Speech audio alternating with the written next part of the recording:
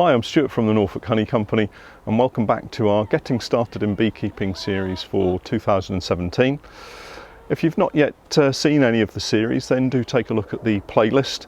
We've got a playlist showing a nucleus colony that we introduced to our allotment apiary here in the spring, and we've gone through the steps of introducing it into a full-size hive and then taking care of it through the summer, and it's looking like we might get a small crop of honey off them, so that's fantastic.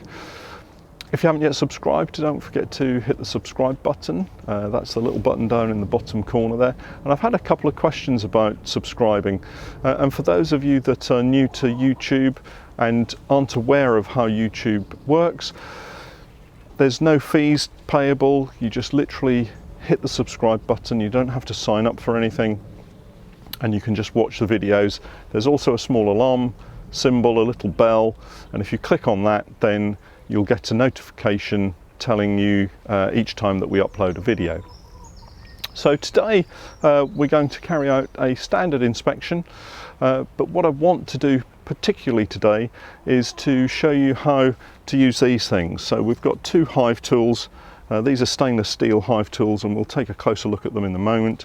But I've seen people trying to use hive tools in a range of different ways, and it makes it quite difficult when you're trying to inspect your colony if you don't use the hive tools in the correct manner. I'll show you how I use these hive tools, but of course it's up to each individual beekeeper as to how they use their hive tools. But I think if you use your hive tools in the way that I show you, then you'll be able to maximize your enjoyment in beekeeping and have greater access to the frames as you go through your inspection. So let's get over to the beehive and take a look at how the girls are doing. So we'll just get into the colony. Lots of bees up in the super, which is always good to see. Just a little smoke across the top of the super, and then we can take the super off. And the super is the last place that I inspect, so we always go down into the brood box first, because we don't want to force the bees in the super down into the brood box, because it's the brood box that we want to look at first. So we lift the super off and then inspect the brood box first, and then when we put the super back on we can take a look at it. So this is the underside of the queen excluder. Just a quick check to see if the queen is there. No sign of the queen, and I pop the queen excluder in front of the hive. So here you can see we've got our 12 frames, and the bees are across all of the frames, and one of the tricky things is trying to get the frames out at the end without rolling or killing too many bees. And so I'm using this hive tool, which is a J tool, and it's called a J tool because of the shape of the end here, and that allows you to lever out frames that are either stuck or are tightly packed into a brood box or a super. So what I do to start with is to just loosen the end frame, so break any wax and propolis that might be holding them together. Use a little bit of smoke just to move the bees away from the edges, and then using the J, I drop the tail of the hive tool in and then lever it forward, and that lifts the side of the frame out of the box, and you'll see that the J tool has got a notch in the side here, and that notch clamps down onto the next frame, and then that allows you to lift that out. Pop your fingers underneath that side, move the J tool across to the other side of the hive body, and again just use the lever action of the hive tool to lift the frame so that you can then take control of it. Move the hive tool out of the way and just use your fingers to ease the frame up and away, and it's a lot easier doing it that way than trying to force it out. So this is our frame that we're looking to remove. So we've now got lots of emerging brood, lots of very young bees on this frame. So hopefully we're getting to the point where the queen's not going to be laying in it. I'm just going to look for eggs to see if she's laying in this frame again, and it's still at the point in the season where the queen is laying eggs in it. So she's relaid eggs in this frame, so we'll keep this to one side because I don't want to destroy all of the brood that's in there. And again, on the reverse side we've got lots of brood in there. So that goes in front of the hive. And generally speaking, that's the only time that I would use the J end of the hive tool. From this point on, I'm using the other end of the hive tool, which is the flat blade. And you'll see again we've got a notch in the hive tool here. And if I place the hive tool in between two frames, that acts as a pivot point, and I can ease the frame away from the next one. I don't use the, if I close that up, I don't use the J end of the tool anymore. It's difficult to get it in there and use easily, and you get more leverage from this section, and you can pull the frame apart quite easily. And again, this side, just drop it down into the gap between the two frames and just ease it apart. And that's the best way to use a J tool. So really the J is only used for that very first frame. So this was the frame with the drone brood foundation, and as you can see they've made a bit of a mess of this one, and we're going to take this one out. There's some drone brood that's going to be emerging fairly soon, but not a great deal. Just to give myself a bit of extra room, I'm going to leave this frame in front of the hive as well, so I've got a little bit more space in the colony here to be able to show you. So again, hive tool in and use it as a pivot to move the frame away from the other frames.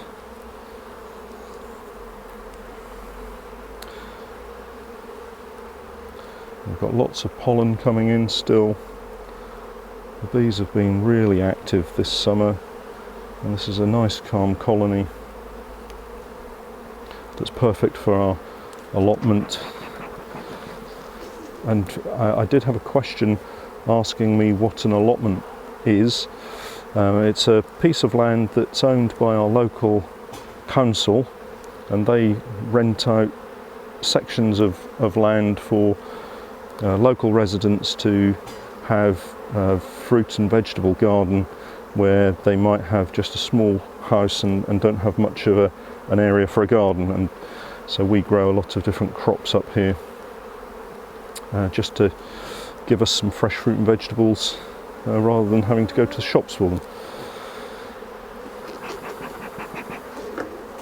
So hive tool in and just ease the frame away from the other frames.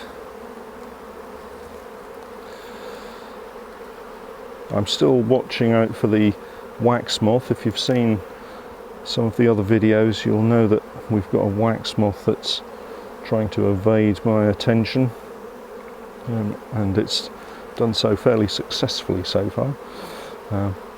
But this brood all looks good and healthy, so that's quite pleasing to see.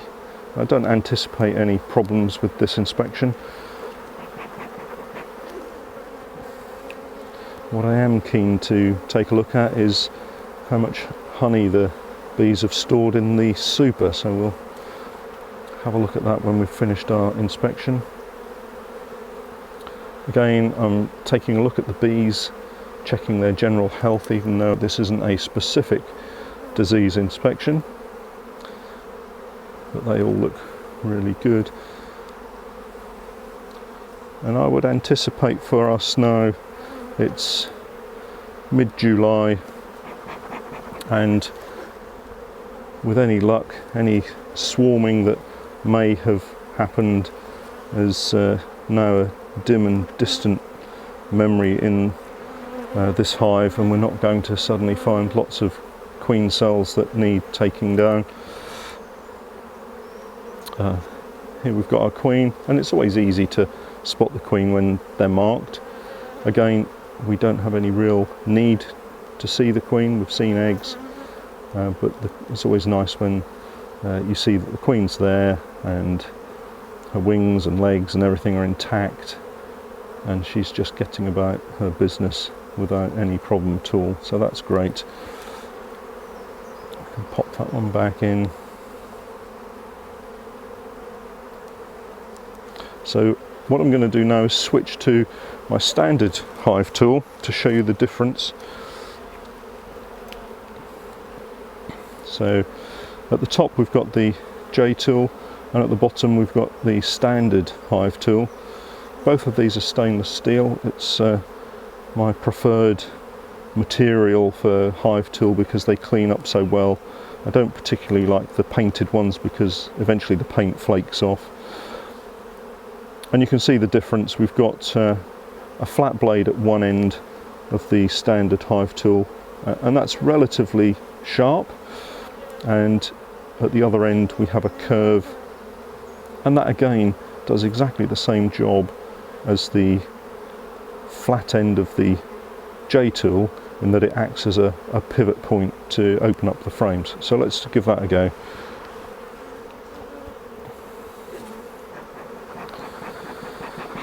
And when you're inspecting, if you can always try to hold on to your hive tool so that you've got it to hand should you need it. So we place the curved section of the standard hive tool in between the two frames, and we use the bend at the bottom as the fulcrum point to open up the two frames. So you'll see people using the hive tool in this fashion, which to me is a more difficult way of opening up the frames. If you just twist it and use that curve and use the long lever to open up the frame, they come apart really easily, and that to me just is such an easy way of moving a frame away for inspection. Gently out, lots of sealed brood on both sides of this frame. So let's just knock the bees off this one to show you.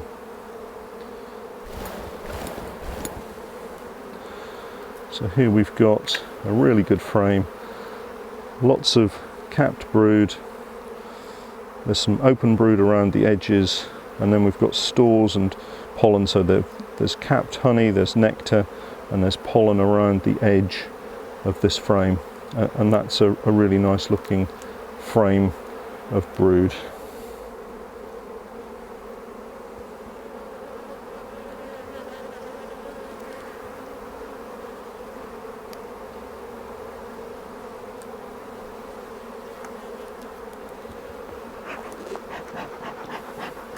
A little bit of smoke just to move the bees away from the tops of the frames, and then the standard hive tool goes in using the bend and just easing the frame away, and it's just very easy to inspect when you're using the hive tools in the correct way. It makes life a lot more simple and less stressful for both yourself and the bees.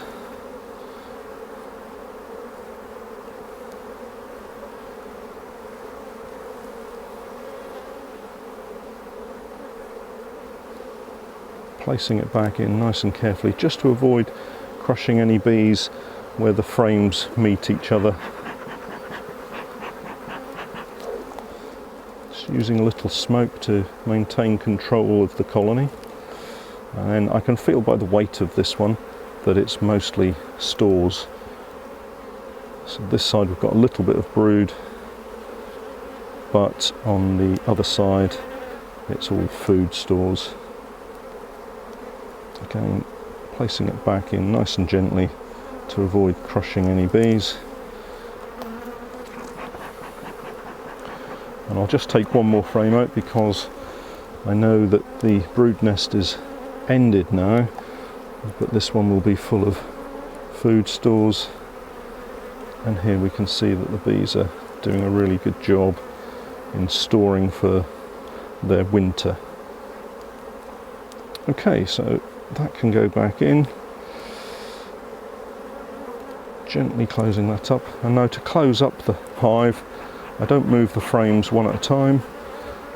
What I do is I just clear the bees from the side runners and at the first frame here, and then I just use the hive tool to move the bees, to move the frames along the runners together so that I maintain the gap, the bee space between the frames. A little bit of smoke just to keep the bees away while I close them up fully, because we don't want to crush any bees. And those are the frames all pushed together again.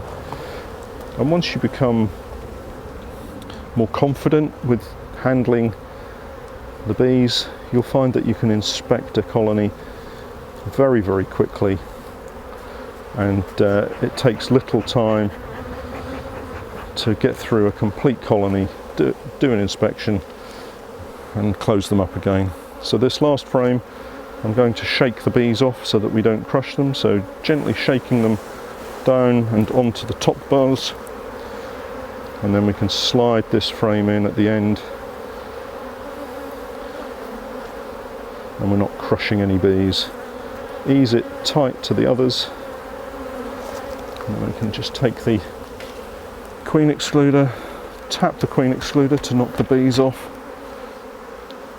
I'll just scrape off the excess wax that we've got. That looks fine. And then placing it onto the brood body at an angle, gently lowering it and wiggling it, means that you brush bees away from the side of the hive body, the brood body, and you do minimal damage to the bees that way. And now we can get on to the exciting bit, which is having a look at the super.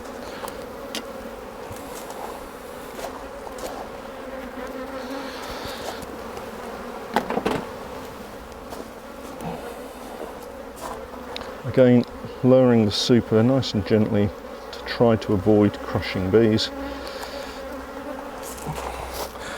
That's all nice and square. Now we'll just take the crown board off and have a look at what we've got beneath. And I won't take all of the frames out, but we'll just take a couple from perhaps this end and see what we've got. Again, we can use the J tool, and the J tool can go in at the side of the frame, and we just use it to lever the frame up, and then we can lift the frame up in its own right. And so this frame, looks like the bottom bar has come away, but that is pretty much as good as it gets in terms of honey production.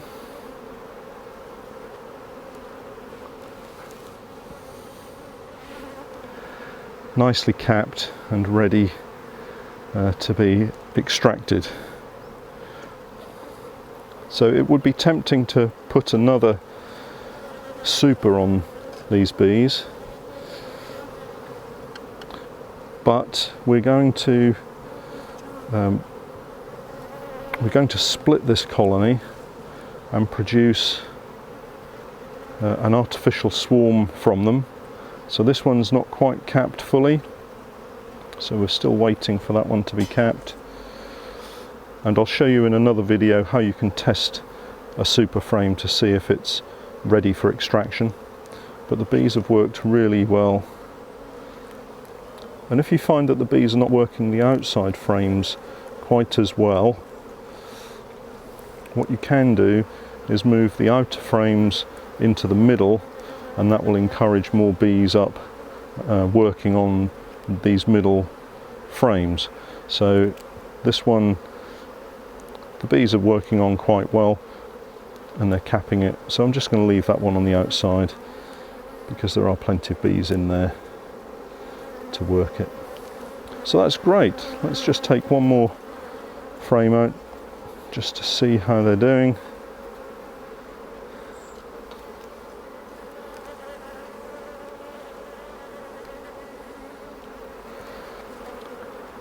So this super is pretty much ready to come off and be extracted, which is fantastic. So we'll pop the crown board back on. Again, I'll just tap the bees off just so that I don't crush any bees. And then we can slide that back on.